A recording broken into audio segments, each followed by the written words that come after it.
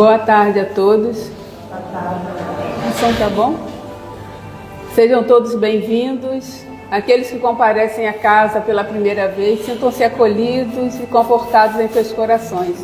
Assim como todos nós que viemos aqui todos os sábados ou quartas, fazemos os cursos, que estejamos todos numa mesma sintonia com nossos bons pensamentos e sentimentos. Hoje iremos ouvir o Alcides, ele irá nos falar sobre laços de família e que estejamos atentos porque somos todos uma família, né, espiritual. Então não é à toa que estamos aqui reunidos na casa de Bezerra, ou seja lá onde for, né, nossos lares, dos trabalhos, e que a gente possa colaborar com essa nossa sintonia, né, que vai fazer com que a gente entenda melhor e se relacione melhor com o nosso semelhante. E hoje eu vou ler o preparo, é do livro Pão Nosso, a psicografia é de Francisco Cândido Xavier, ditado por Emmanuel.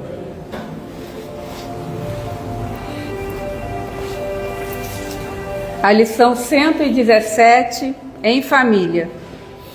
Aprendam primeiro a exercer piedade para com a sua própria família e a recompensar seus pais, porque isto é bom e agradável diante de Deus, disse Paulo na primeira carta a Timóteo.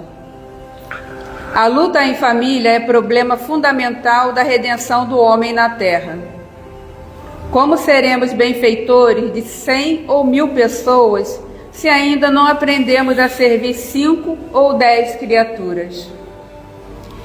Esta é a indagação lógica que se estende a todos os discípulos sinceros do cristianismo. Bom pregador e mau servidor são 2 títulos que se não coadunam. O apóstolo aconselha o exercício da piedade no centro das atividades domésticas, entretanto, não alude à piedade que chora sem coragem ante os enigmas aflitivos, mas aquela que conhece as zonas nevrálgicas da casa e se esforça por eliminá-las, aguardando a decisão divina a seu tempo. Conhecemos numerosos irmãos que se sentem sozinhos espiritualmente, entre os que se lhes agregam o círculo pessoal através dos laços consanguíneos, entregando-se por isso a lamentável desânimo. É imprescindível, contudo, examinar a transitoriedade das ligações corpóreas, ponderando que não existem uniões casuais no lar terreno. Preponderam aí, por enquanto, as provas salvadoras ou regenerativas. Ninguém despreze, portanto, esse campo sagrado de serviço, por mais se sinta acabrunhado na incompreensão.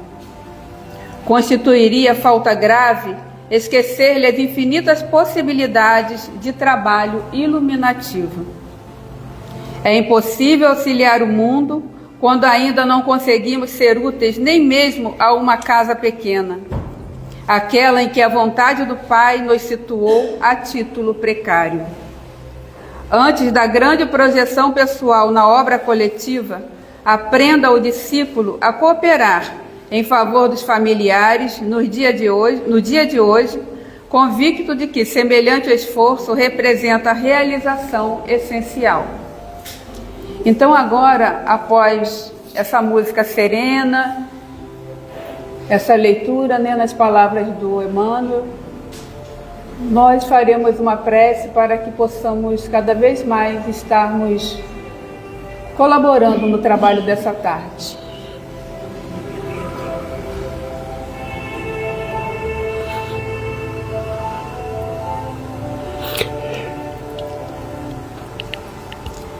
Mestre divino, mestre querido,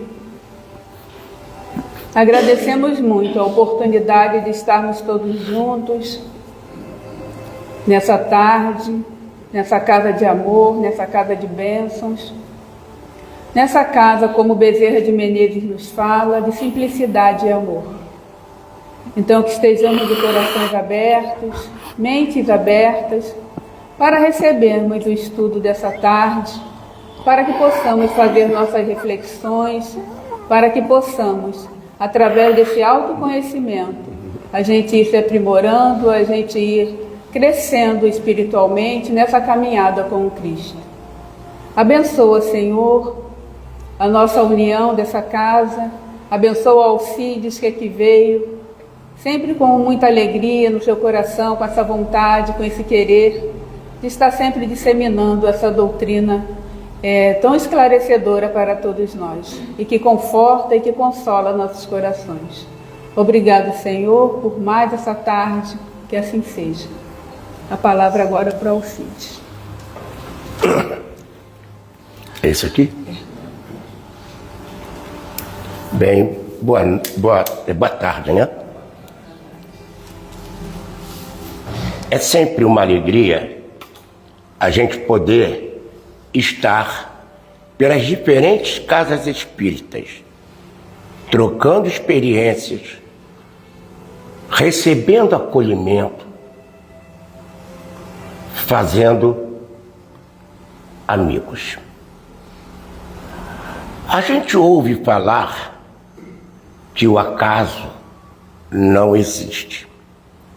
E muitas vezes a gente decora as palavras, mas não é tocado pela ideia que a palavra representa. Por exemplo, no hinduísmo se fala muito em mantras. Eu posso recitar um mantra e nada acontecer, porque não alcancei a vibração do sentimento que a palavra traz.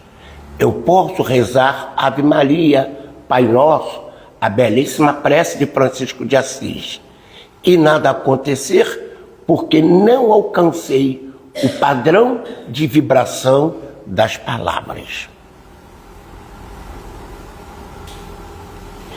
Isso porque falar em Deus e falar de Deus, todo mundo fala, desde que o mundo é mundo. Mas acreditar em Deus foram raros, foram poucos. Os que acreditaram em Deus foram aqueles que alcançaram o sentido da vida. No campo da ciência, no campo da filosofia, no campo da religião, no campo da arte. Por exemplo, quando Johann Sebastian Bach compõe Jesus, Alegria dos Homens, é um estado de devoção divinal. Quando Chopin compõe os seus noturnos, também é um estado de devoção divinal. Mas também, quando Sócrates faz a sua apologia, também é um estado de devoção divinal. Quando Albert Sabin descobre a cura da poliomielite e alguém diz a ele, patenteia que você vai ficar rico, e ele diz, não, isso não me pertence, isso é da humanidade. Então esses homens alcançaram esse estado de devoção consciencial através do amor à humanidade. Por isso, a história deles é um canto divino. Porém, existem homens que militaram no campo da religião e se tornaram pedra de tropeço para todo mundo. Por exemplo, a nossa Inquisição. A Inquisição matou usando o nome de Deus. E aquilo não tinha nada a ver com Deus. Sócrates também foi morto por aqueles que diziam que ele era inimigo da família, da pátria de Deus. Jesus também foi morto por aqueles que o acusavam de perversão moral, inimigo da família, da pátria de Deus. Como raramente poucos de nós conhecem a história do cristianismo, a gente nunca se perguntou como é que Jesus, de inimigo da família, da sociedade, de Deus, se tornou o próprio Deus segundo a tradição católica. Como é que se deu essa virada de chave? Aonde está essa história? Mas o fato inegável é que outro grande benfeitor da humanidade, Allan Kardec, o fato de alguém servir a Deus, servir a humanidade, não significa que serviu a igreja, é coisa diferente. Os inquisidores foram canonizados e tornados santos pela igreja, porque serviram a igreja, mas não serviram a Deus.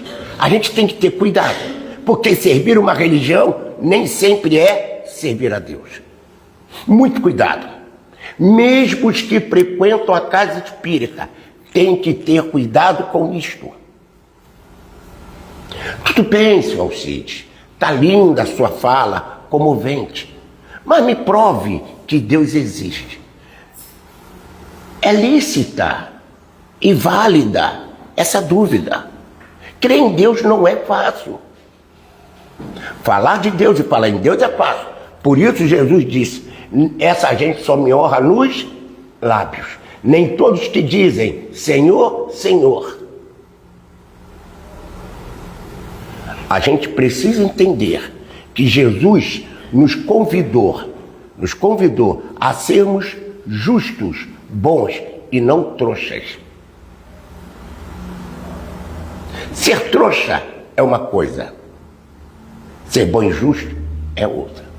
Muitas vezes a gente faz confusão e diz, o bem sempre é derrotado pelo mal.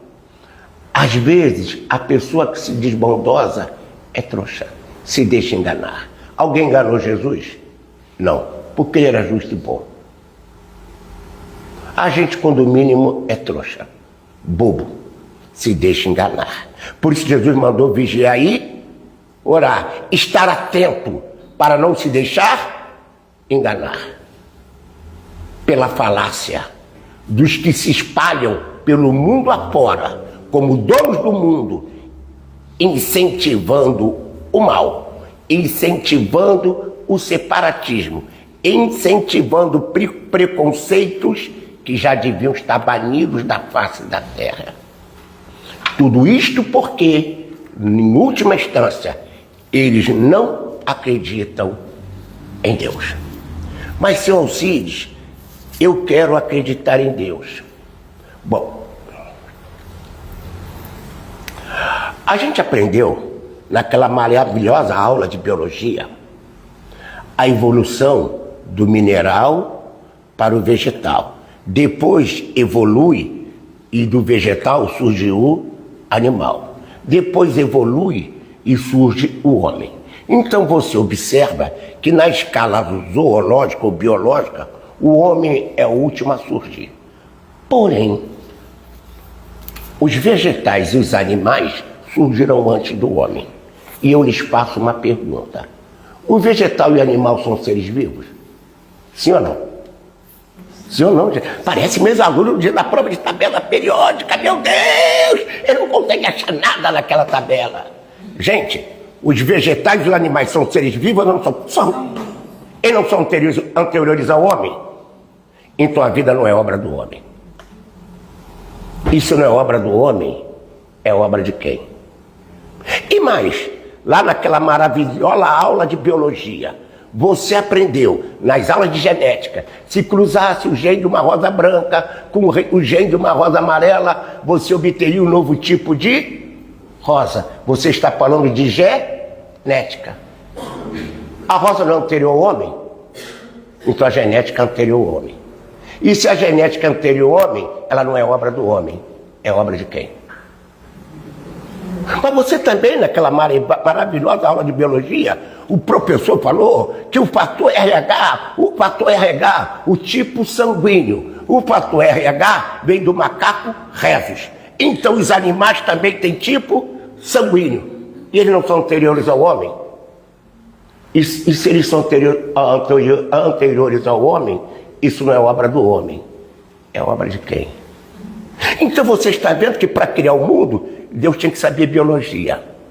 Mas também você foi para aquela aula de física, estudou aquelas 3 leis de Newton. A primeira lei, a lei da inércia. A segunda lei, a lei da dinâmica. A terceira lei, a lei da ação e o que diz a lei da ação e reação? Se um corpo A faz uma força sobre o corpo B reage com a mesma força sobre o corpo A. Ele está falando de causa e efeito. E se isso não é obra do homem, é obra de quem? Então Deus, para criar o mundo, também teve que saber física. Já vimos que Deus sabe biologia, que Deus sabe física, mas na genética você tem probabilidade, matemática. Então Deus também sabe matemática. E para completar esse nosso passeio da prova de Deus, o Espírito de Deus pairava sobre as águas. Então a água é anterior ao... E se a água não é obra do homem, é obra de quem? E você foi para o laboratório encantado que a água tem 2 átomos de hidrogênio e 1 de oxigênio. Se isso não é invenção do homem, é invenção de quem? Então Deus sabe química, física, matemática e biologia. Então Deus é o maior médico, o maior químico, o maior biólogo que existe. Deus é o maior cientista. Então quem fala em ciência fala em conhecimento. Por isso Deus é o todo sábio, porque Ele sabe tudo. Mas seu Alcides, tá ótimo, tá beleza isso. No livro dos Espíritos, qual é a primeira pergunta? O que é Deus? Qual foi a resposta? Inteligência, causa primária de todas as... Vamos aqui, esse microfone é obra de quem? Do homem. A cadeira que você senta é obra de quem? Você já viu o macaco dar bom dia? Não. Você já viu o elefante perguntar que horas tem? Não. Você já viu cobra fazer poesia? Não. Você já viu jacaré fazer pesquisa científica? Não. Porque os animais não criam, eles reproduzem na força do instinto. Então quem cria é o homem, porque dotado do pensamento contínuo.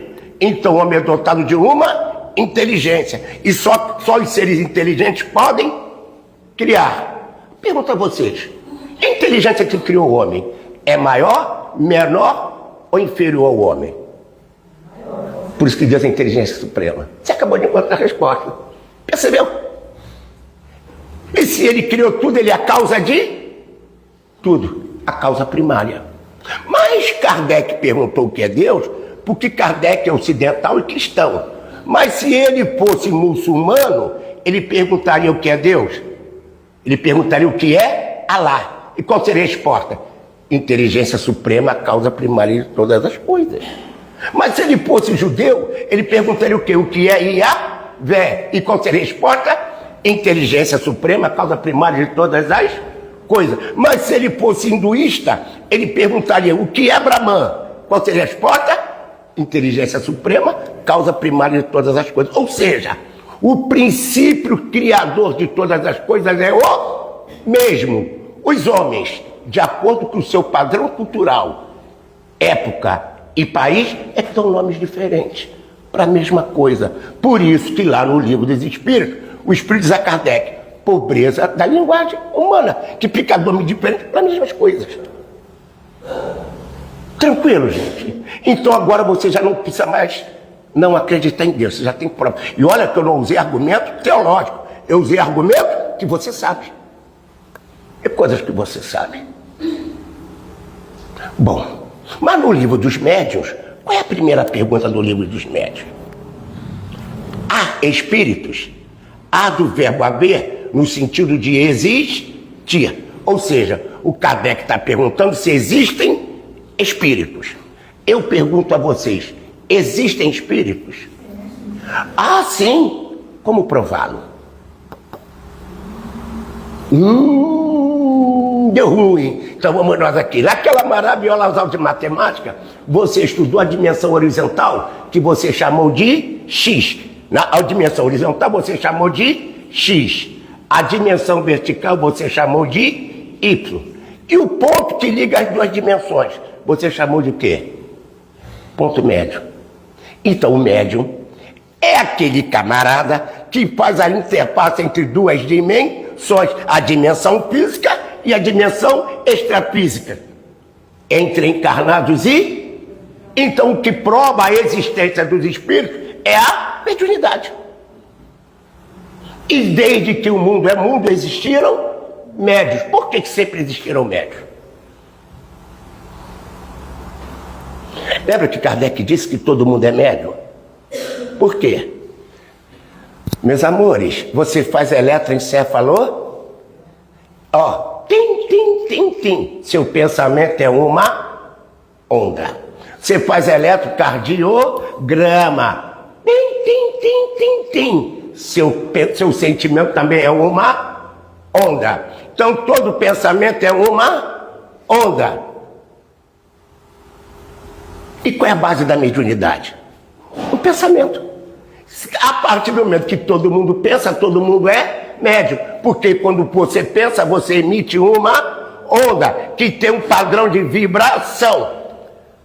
As criaturas encarnadas e desencarnadas que sintonizarem com a vibração do teu pensamento estão sintonizadas contigo. Por isso que é mediunidade.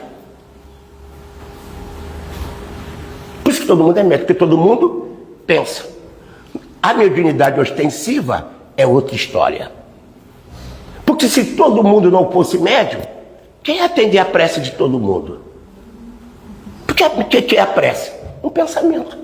Então é preciso que eu pense e minha onda mental se espalhe pelo universo. Alguém vai sintonizar com ela. Tranquilo, meu amor? Tudo bem? E aí, você hoje tem jogo do Fluminense e do Vasco.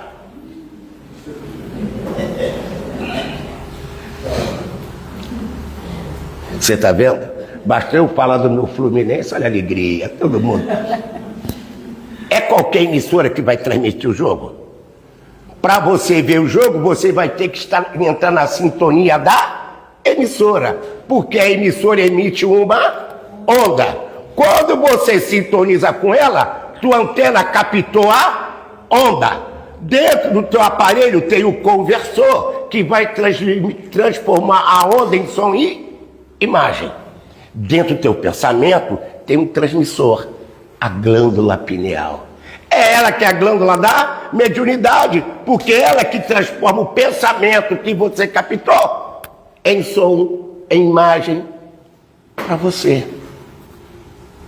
Até aqui está tudo bem? Então você já viu que você é um espírito criado por Deus. Aí vem a pergunta: para que Deus te criou? Deus é pilantra? Deus é picareta? Então ele te criou para te atormentar? Ele te criou para quê? Para quê? Para amar. Ah, bela pergunta. Outro dia uma jovem aluna de 15 anos falou assim para mim: professor, o senhor não conhece um remédio que mata sem dor? O que, minha filha? Você com 15 anos já quer morrer? Ah, professor, eu não suporto. Eu não acredito no amor. O amor é uma flor roxa que nasce do coração do trouxa. Minha filha, com 15 anos você já está pensando assim?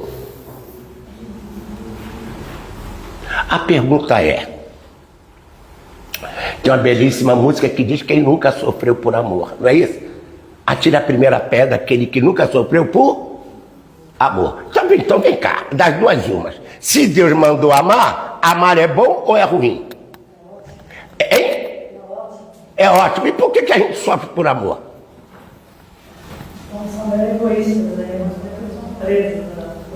É fácil. A gente não aprendeu a amar.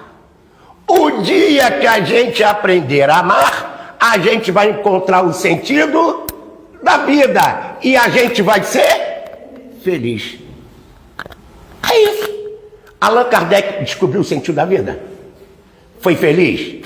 Foi. Zaqueu encontrou o sentido da vida. Foi feliz.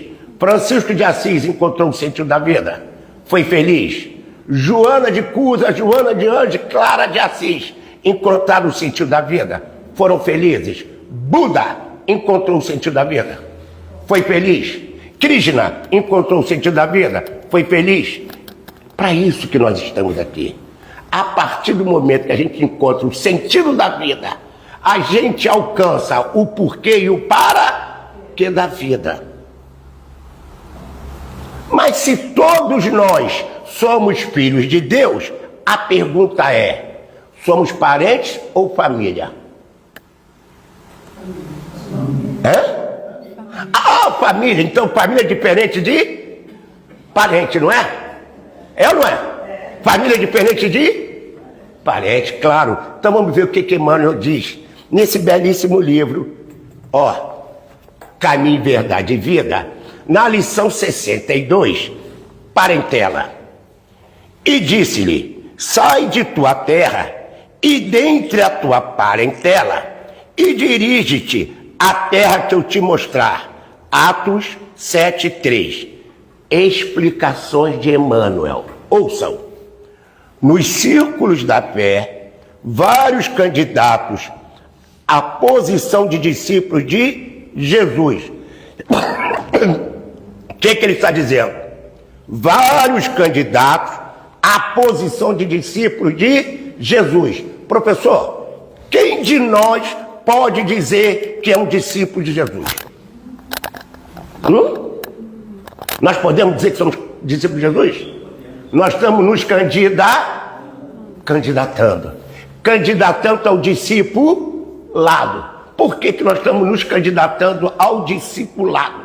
Discípulo é aquele que aprendeu a lição. Nós aprendemos a lição? Então somos candidatos. É isso que ele está dizendo. Queixam-se da sistemática oposição dos parentes com respeito aos princípios que esposaram para as aquisições de ordem religiosa. Quem de nós, no seio da família, de vez em quando encontra assim, ô macumbeiro, lá naquele centro que você vai, não tem gente na nossa família que fala assim? Tem! Ou quando aquele entra para a igreja, e depois que o fulano entrou para a igreja, ficou chato. Não é isso? Também tem isso. E se você bater no peito, lá na rua, e disser assim, eu sou cristão,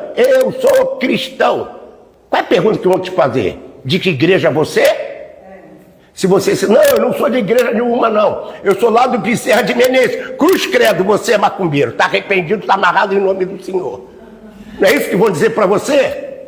Sim ou não? Sim.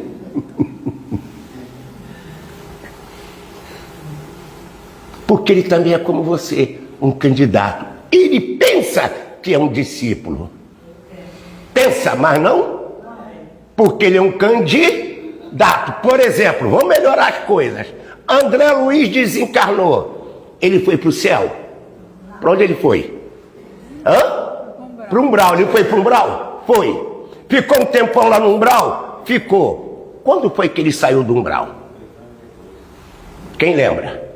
Quando ele começou a orar. Quando ele começou a orar, ele entrou em sintonia com o mentor. Não foi isso? Quando ele entrou em sintonia com o mentor, lembra da história do professor Raimundo? Captei vossa mensagem, inefável guru. O guru é o nosso guia, é o nosso mentor. Vamos.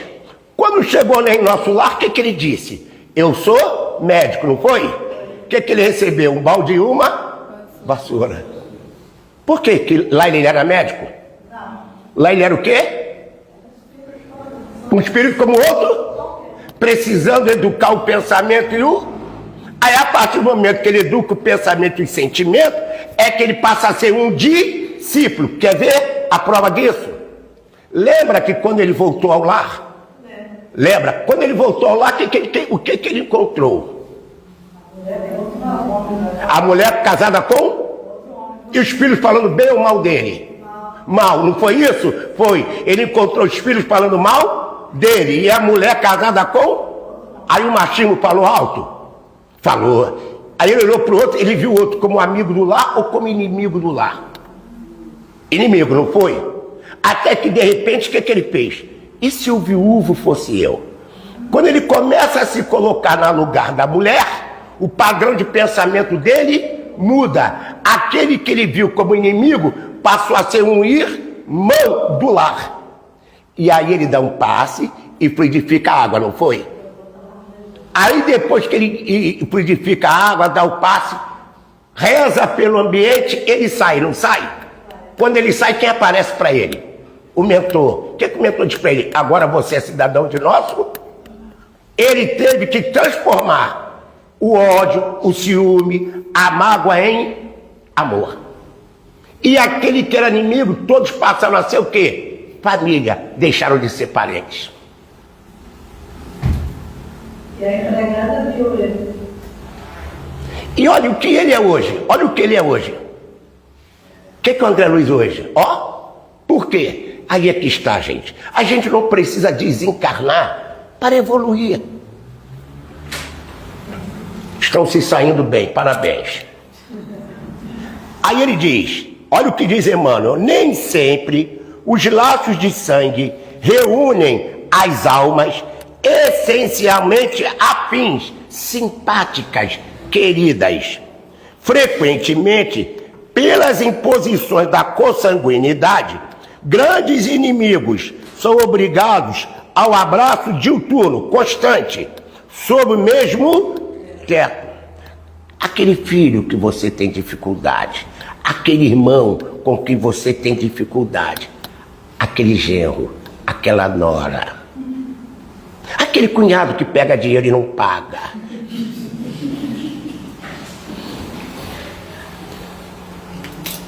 São espíritos com os quais você tem que se entender. Como? Não sei, é de cada um.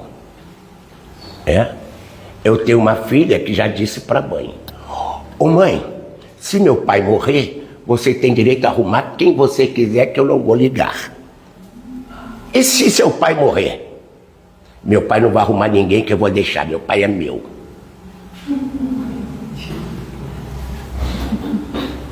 Aí eu perguntei assim: então eu estou condenado à solidão? Ela disse: sim, você não vai arrumar ninguém, eu não vou deixar, vou perturbar.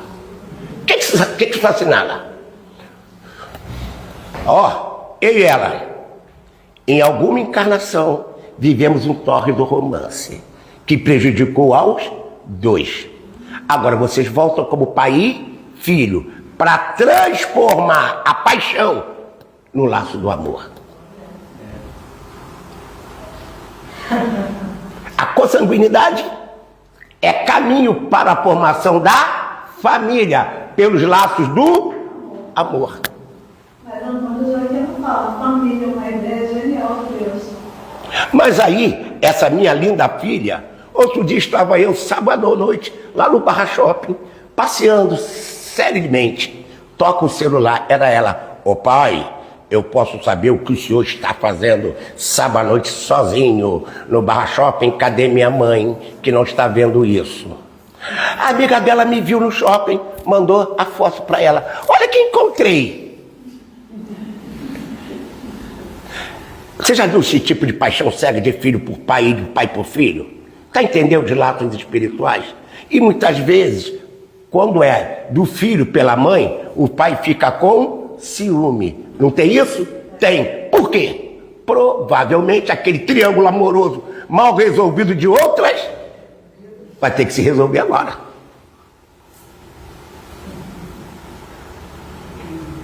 Toda a família tem problemas, inclusive a minha.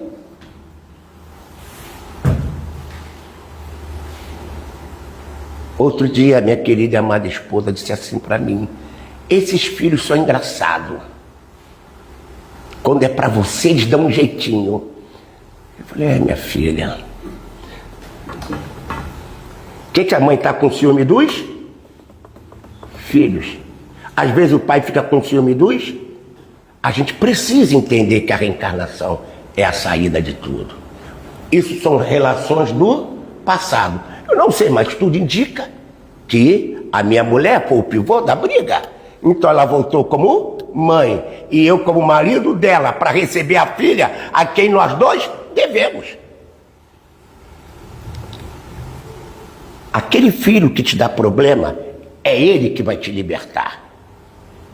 Quem tem filho autista, neto autista, ou em qualquer outro tipo de deficiência, abençoa, abraça esses espíritos.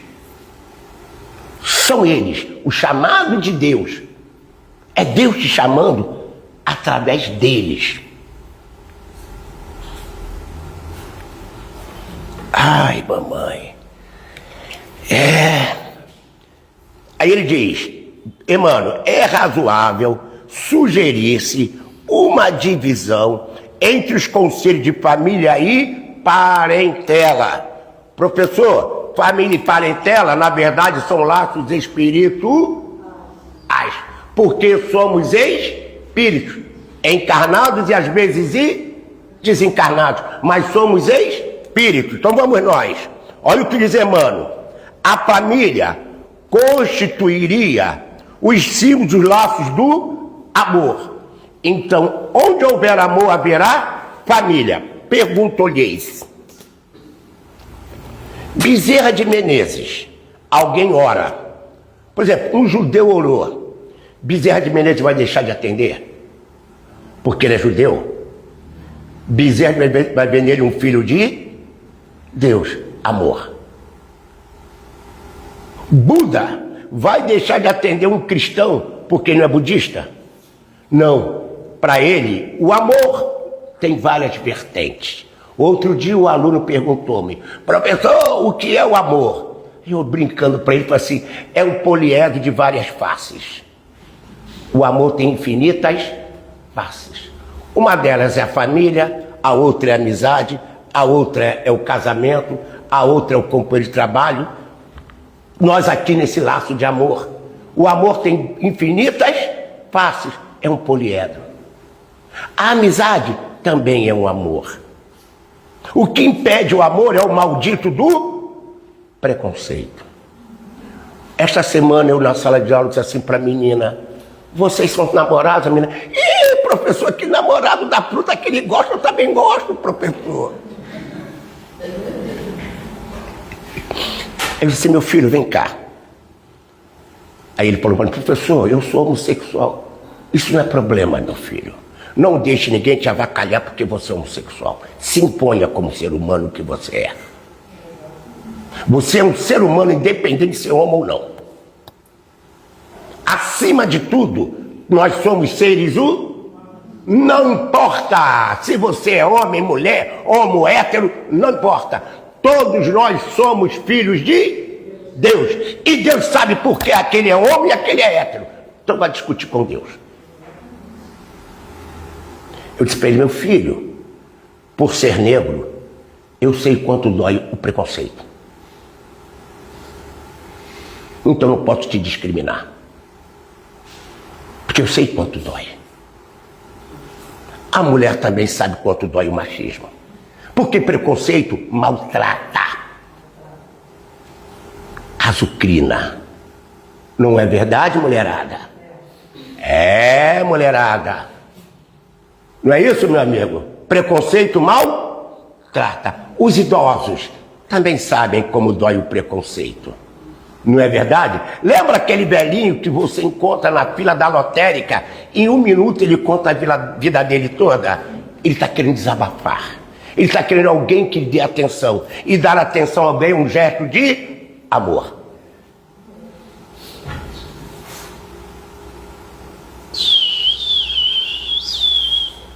Ou não é? Tá tudo bem, moçada? Alguém quer fazer alguma pergunta? Não faz pergunta difícil que eu não saiba responder. Mas se quiser perguntar, pode. Hein? Ao que ele diz, a família simboliza os laços eternos do amor. Vou lhes contar uma história, que eu acho que eu já contei aqui e não custa nada repetir, porque cabe no contexto. Um dia eu cheguei em casa e disse à minha esposa, ô Sheila, não vou mais fazer palestra. Não sou obrigado, não quero mais, não vou fazer. Só vou fazer as que estão marcadas e acabou, pronto. Isso era uma sexta-feira à noite. Só eu e ele, a Sheila, só eu e ela em casa, mais ninguém. Sábado, domingo, vou eu para Caxias, num centro espírita, onde eu nunca tinha ido fazer uma palestra. Pois bem, quando terminou a palestra, a diretora da casa me chamou e disse assim, seu Alcides, preciso muito falar com o senhor. E eu, poxa, não. E eu achando que era da palestra, ela virou-se para mim e disse assim, por acaso sua mãe é Clotilde? Eu disse, o nome da minha mãe é Clotilde. Ela, pois é, sua mãe mandou um recado para o senhor não parar de fazer palestra. Repare que os laços consanguíneos foram extintos com a morte. O que ficou? O laço do amor.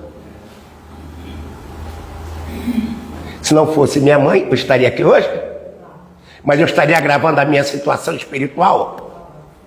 Porque esse era meu compromisso.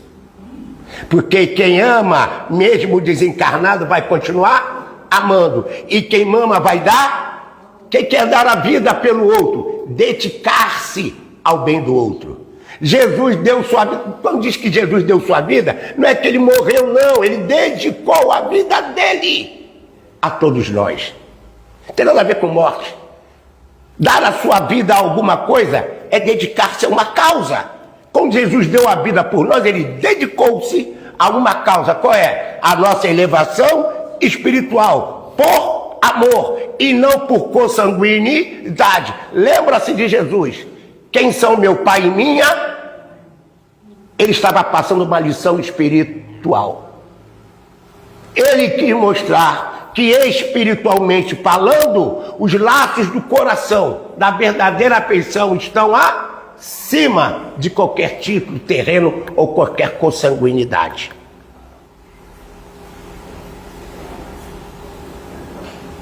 Não foi isso?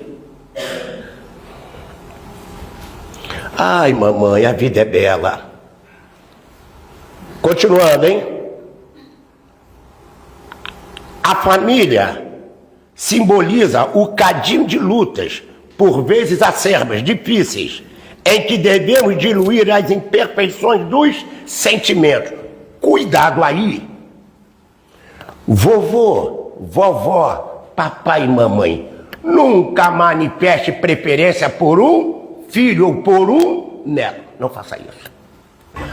Ame seus filhos, ame seus netos. Não dê preferência a um nem a outro. Vocês se lembram que na semana do Dia das Mães, aquela cena daquele rapaz que foi preso por assaltar e a mãe vai chorando pedir desculpas? Ela foi e disse: desculpa, não foi essa educação que eu dei ao meu filho. A mãe chorando pediu desculpas, porque essa não foi a educação que ela deu ao filho. Cuidado aí. Provavelmente, pelos laços espirituais, aquela mãe reencarnou com o compromisso de orientar aquele espírito.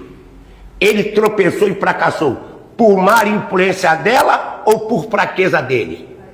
Fraqueza dele.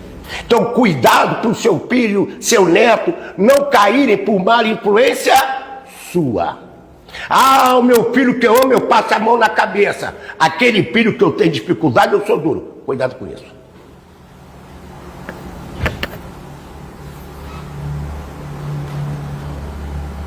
A gente precisa, isso que ele está dizendo aqui, diluir as imperfeições do sentimento. Jesus tem preferência por alguém? Não. Buda tem preferência por alguém? Não. Deus tem preferência por alguém? Não. Deus é Deus dos católicos, dos umbandistas, dos judeus, de tudo. Até dos que não creem. Então, ame. Amar é não ter preferência. Como escreveu o nosso grande escritor Mário de Andrade. Amar é verbo intransitivo. Quem ama, ama. Não tem condições.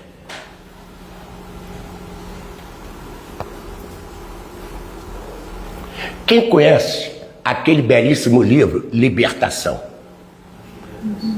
Né?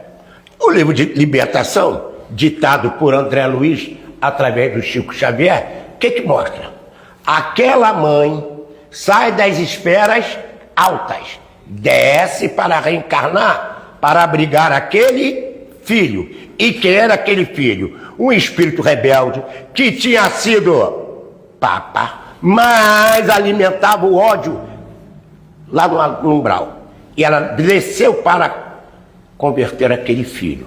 Quem lê o livro Ave Cristo é uma da história, o personagem principal de Ave Cristo. Mais tarde você vai conhecer como Bezerra de Menezes. E ele pede 100 anos para resgatar aquele filho que chefiava hostes anticristãs. Esse é o amor.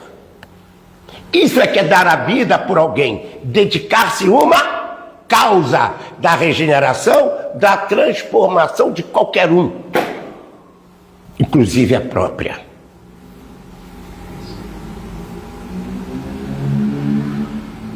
Francisco de Assis teve um pai amoroso? Hein?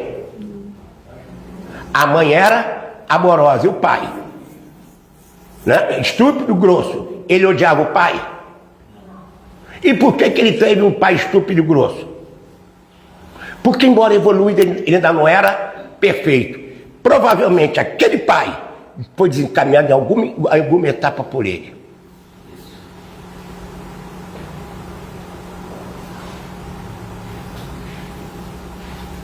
Então agora, vamos nós. Emmanuel ainda. Hoje até às 10 da noite, né? Recordamos tais conceitos a fim de acordar a vigilância dos companheiros menos avisados. A caminho de Jesus, será útil abandonar a espera de maledicências e incompreensões da parentela e pautar os atos na execução do dever mais sublime, sem esmorecer na exemplificação, porquanto, assim, o aprendiz fiel estará exortando-a, sem palavras, a participar dos direitos da família maior, que é a de Jesus Cristo. Para que bater boca? Para que discutir? Reparem que nós temos um problema muito sério. A gente bate boca porque quer ter razão.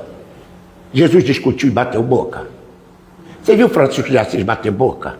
Estevão, quem leu Paulo Estevão bateu boca? Não. Por quê? Ele não queria ter razão. Ele conhecia a verdade. E quem conhece a verdade, conhece a Deus, porque Deus é a verdade.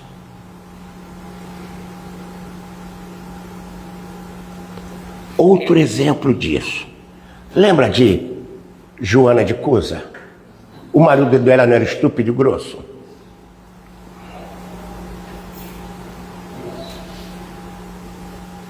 Vamos para os tempos mais modernos.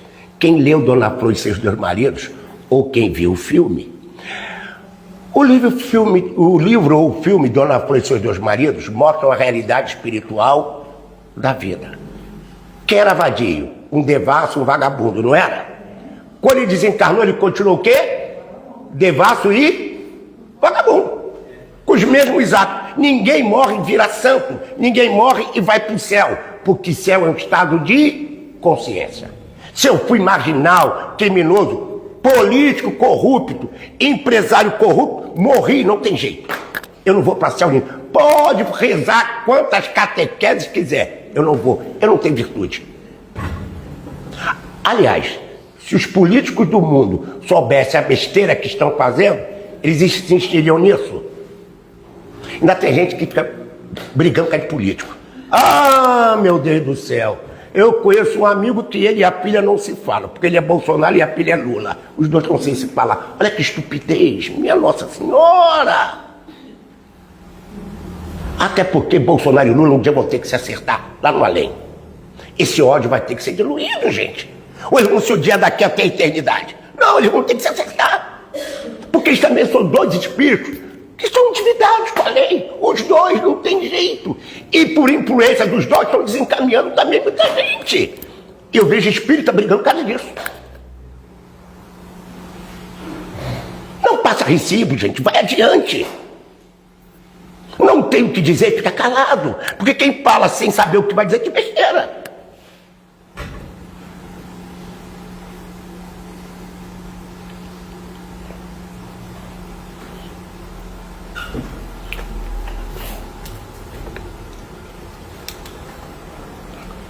Esse belíssimo livro, Fala Preto Velho. Esse preto velho, na verdade, foi um padre espanhol um dos fundadores da Inquisição.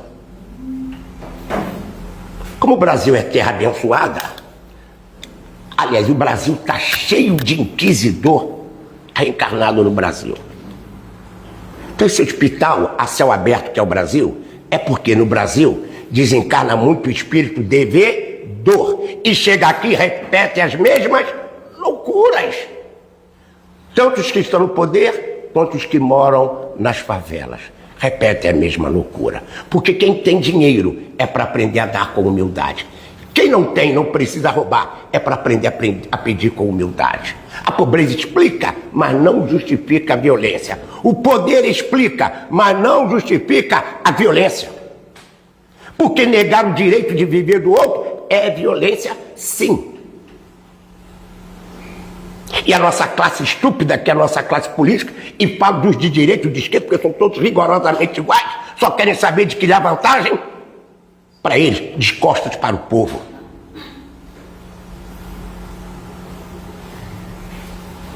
Porém, dentro de sua casa, tem um recém-nascido, que de acordo com a orientação que você der a esse recém-nascido, você não sabe, talvez ele tenha um compromisso com a transformação política desse país. Esse país é maravilhoso, desprezado e maltratado pelos seus próprios filhos. Pois bem, esse homem que foi um dos criadores da Inquisição reencarnou no Brasil. E ele se apresenta no terreiro de Umbanda como um preto velho. Por que lá ele se apresenta como preto velho? Gente, pela misericórdia divina, se Joana de Anjos se manifestar no terreiro de Umbanda e disser: eu sou Joana de Anjos, alguém vai dar ouvido para ela? O que ela vai ter que dizer? Que eu sou uma preta velha?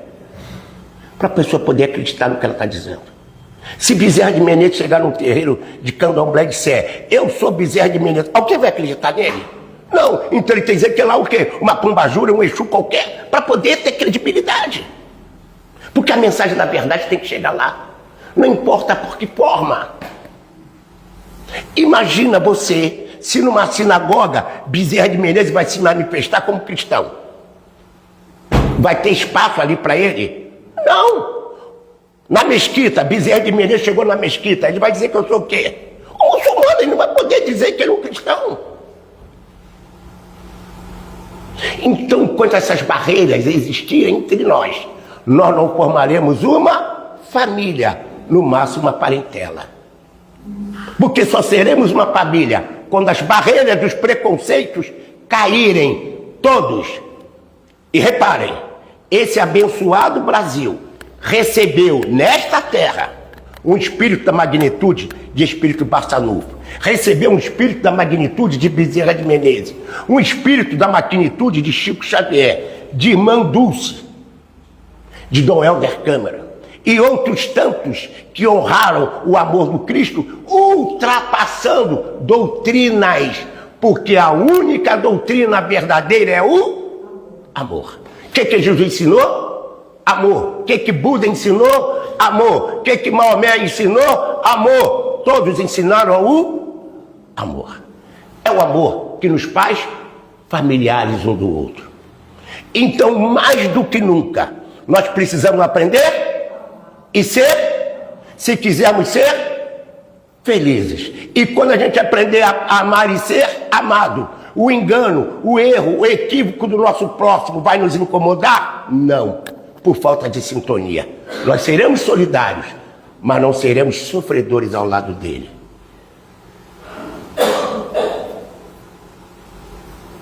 São essas lições bravíssimas dos laços espirituais.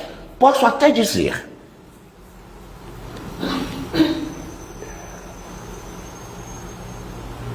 eu tive uma encarnação em que eu fui jesuíta também. E a gente sabe o que os jesuítas maltrataram os negros e os índios. Agora surpreendam-se. Uma ocasião, uma amiga foi levar o irmão com câncer para tratamento mediúnico.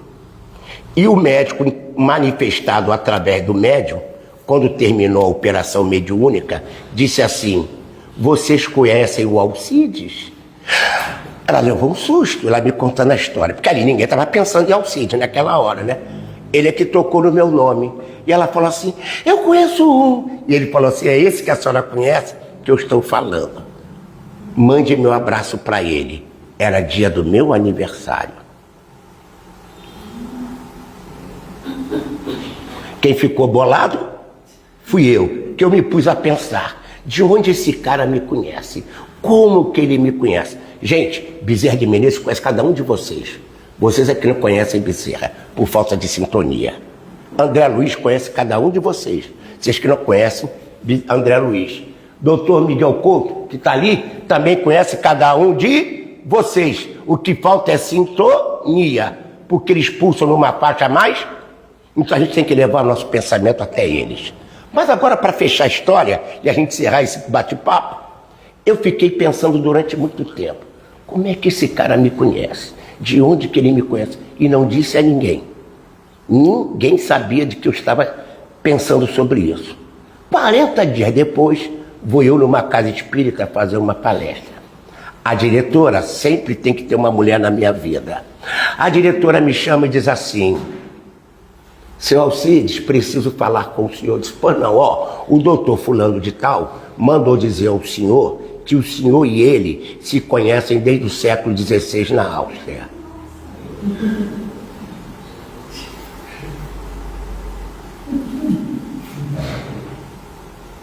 Disputas políticas, disputas religiosas, noite de São Bartolomeu. Entendeu agora por que o Alcides está negro, professor de química, médio palestrante? Porque como padre ele desencaminhou muita gente. Então agora você vai voltar lá como professor para você reencaminhar muitos espíritos dos quais você desencaminhou.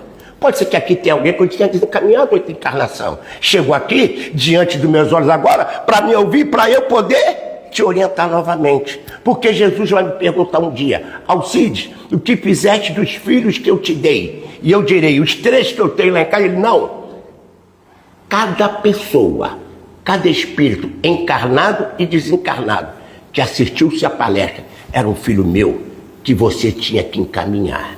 Cada aluno que cruzou sua sala de aula foi um filho meu que cruzou o seu caminho para você encaminhar, me devolver de volta. Médicos, cuidem bem de seus pacientes. Enfermeiros, cuidem bem de seus pacientes. Professores de educação física, não fiquem de olho na menininha. Cuida bem de todo mundo que cruzar o seu caminho.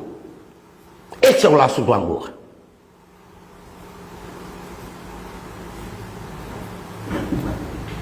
Tudo tem uma razão de ser. E por que estamos aqui? Para aprender a amar e ser amados. Para que a gente possa diluir os preconceitos, os laços da parentela e formar os laços da família. Muitas vezes, durante o sono, a gente se encontra em espírito nesta casa, bate papo e trabalha. A gente acorda e não lembra. Mas um dia no além a gente vai se reencontrar e vai dizer assim: lembra, seu filho, daquele sábado que o senhor falou do laço dos espíritos? Sim, olha nós aqui de novo, olha nós outra vez no ar, reatando os velhos amores que somos todos nós. Então, mais do que tudo, aprender a amar e ser, esse é o único caminho da felicidade. É o único caminho que faz acordar dentro de nós o Deus que está latente em nós. Deus está em nós é uma coisa, Deus vive em nós é outra. Deus está em todas as coisas, mas Deus vive em todo mundo. Deus só vive em quem aprendeu a amar e ser, independente de qualquer doutrina. Então, minha gente, meu muitíssimo obrigado pela oportunidade que vocês estão me dando de eu me reconciliar com o divino que eu não soube respeitar. Porque graças a vocês é que eu vou evoluir e vou crescer. Então fica aqui minha gratidão a todos vocês e desculpem pelas minhas falhas, que são tantas. Mas um dia eu juro a vocês que vou aprender a amar vocês na imensidão, na dimensão que vocês merecem. Obrigado a todos.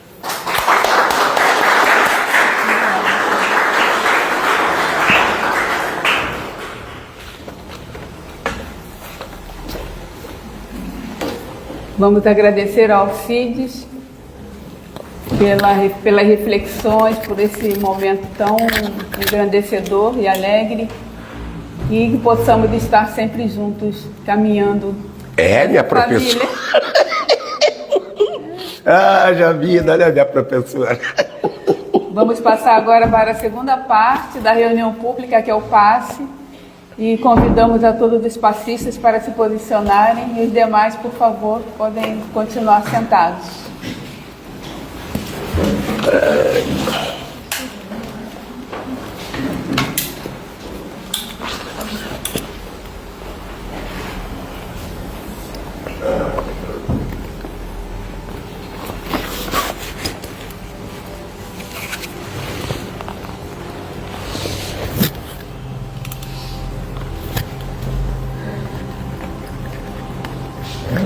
Pensando em Jesus,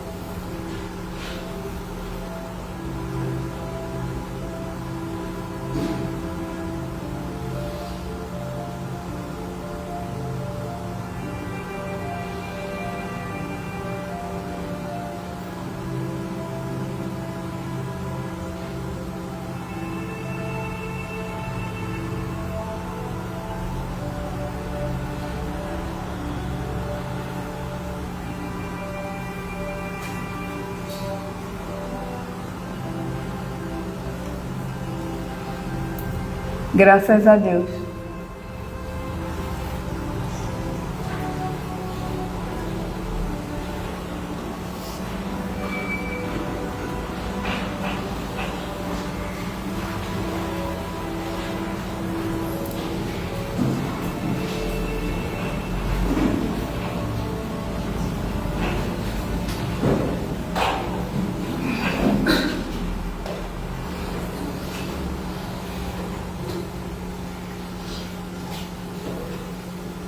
Vamos agradecer ao nosso Pai Criador, esse Pai de infinita bondade, a Jesus, Mestre amado, a oportunidade de estarmos todos juntos nessa casa que nos acolhe, nessa casa que nos ampara. Agradecemos a Ti, Mestre querido, por termos adentrado ao Espiritismo, que possamos estar caminhando sob a sua luz, sempre em busca do autoconhecimento que nos faz crescer menos lentamente. Ilumina, Senhor, a todos nós que aqui viemos, que nossos corações possam sair daqui repletos de querer, de amor, para conosco mesmo e para com o nosso próximo. Que estejamos todos numa mesma sintonia, numa mesma vibração, com essa espiritualidade superior, essa equipe de Bezerra de Menezes e tantos outros irmãos que são trabalhadores incansáveis de sua seara. Abençoa, Senhor, a todos aqueles que hoje aqui não puderam estar, que essas vibrações possam chegar até eles, iluminando seus lares, balsamizando seus corações. Pedimos a Ti que possa olhar por todos os nossos irmãos que estão com os nomes nas caixinhas de preces, que eles possam ser tocados por essas vibrações de luz e de amor. Agradecemos a Ti e a todos os irmãos que colaboram conosco nessa caminhada. Que o Alcides que aqui veio possa sair daqui repleto de amor em seu coração, esse amor crescente, e levar para sua família, para todos aqueles com quem ele convive, que possa se expandir cada vez mais e que ele possa retornar a essa casa todas as vezes que ele quiser, porque somos todos uma família. Agradecemos ao Pai Criador por tudo isso, pela grandiosa oportunidade. Que assim seja.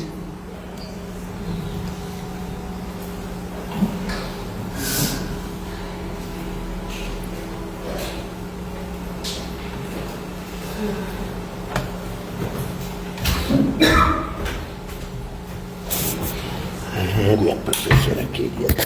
Aqui, professora querida. Obrigado.